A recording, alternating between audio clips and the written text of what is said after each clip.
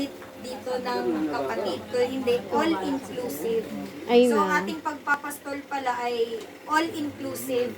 Hindi lang siya, kasi nag-care tayo sa mga kapatid, kung hindi all-inclusive pala ito mga kapatid. Ay, And ma'am. sa Roman numeral 3 naman mga kapatid, sa Roman numeral 2, makita natin na ito yung need talaga ng mga churches ngayon, yung shepherding. Oo, Ito yun na yung, lang. ano yung sa, parang urgent need ba?